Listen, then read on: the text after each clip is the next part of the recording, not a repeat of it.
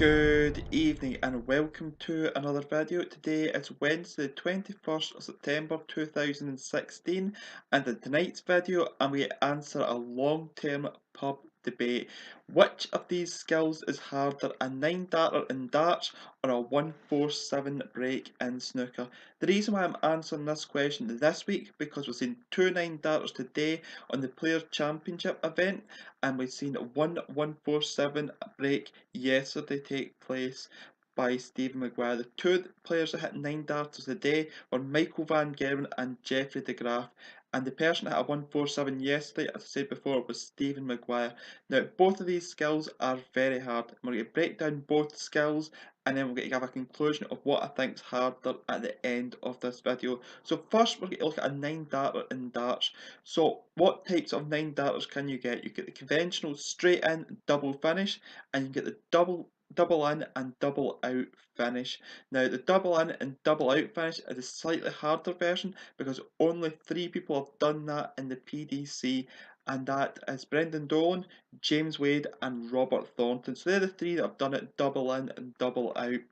But that's because there's less events where there's a double in, double out format. There's only one in the PDC.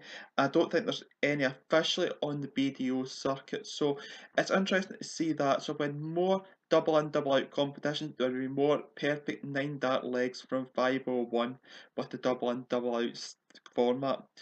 With the more conventional format of the straight start and the double out, we'll see plenty of 9-darters hit. But the things that can make it a lot difficult is the wires in the dartboard. Say for instance if you were using round wires, they'd be a lot harder to hit 9-darters than using the diamond wires.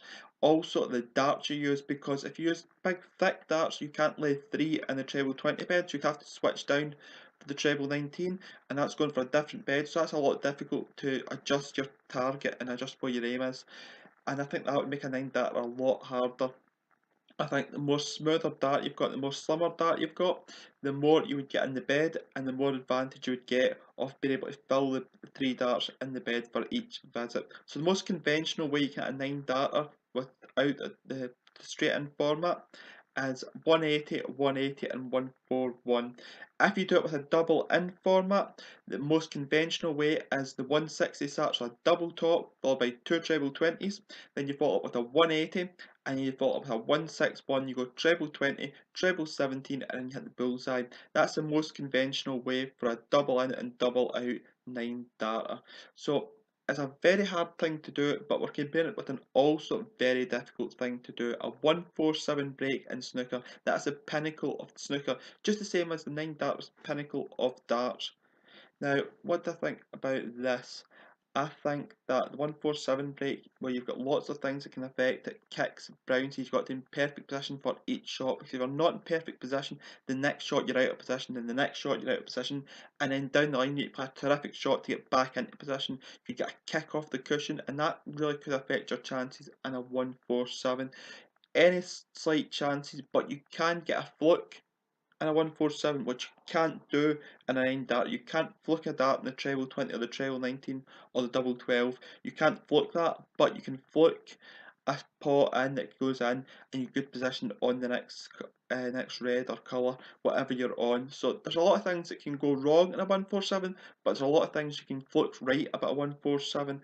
I'm not saying that you can fluke a 147, you can't, because it's pure skill to get a 147, but there's more luck that can be involved because the play takes a lot longer. A 9-darter probably takes a minute's time, because even the slowest players take 20 seconds to throw their darts. 3 sets of that, about a minute. And a 147 on the other hand takes probably 10 to 15 minutes to hit a 147, because the fastest 147 was hit by Ronnie O'Sullivan in 1997 when he hit it in 5 minutes and 20 seconds. I don't think that'll ever be beat. The pace that he played his shots was phenomenal, but it probably takes the average 10 to 15 minutes to hit a 147 break, and that's a long time. A lot can go wrong in that period of time. You've got to have 10-15 minutes full concentration on every shot. You need to run the ball and not to get any kicks, because the table conditions have been lending to kicks in the last few years. So what do I think is the most tougher skill out of the two? Unfortunately for my darts fans, I actually think that the 147 break in snooker is a tougher skill, because you've got to have longer concentration span, because in darts, as I said before, you've only got that minute, 2 minute concentration span. We need to be perfect, but in snooker, you need to be perfect for 10, 15 minutes. I think that concentration span makes the 147 break a lot tougher than the 9 darter in darts. What do you think? If you agree with me, put it in the comment section below. If you disagree, put in the comment section below. If you've enjoyed this video, please leave a thumbs up on this video. If you want to leave any feedback on this video, you can do so via the comment section below or via my Twitter, which will also in the description below. This is the start of a debate. Hopefully you can build up a couple of comments in the comment section and say what you think, what's harder, the 9 darter or the 147 break, and I'll gladly respond back to you. But hopefully this was a starting point here and we can start the conversation here. If you've enjoyed this video, please leave a like. If you leave lots of likes in this video, then I might record another video similar to this on another slight pub debate. So until tomorrow I preview the Champions League of Darts, I will see you then. Goodbye.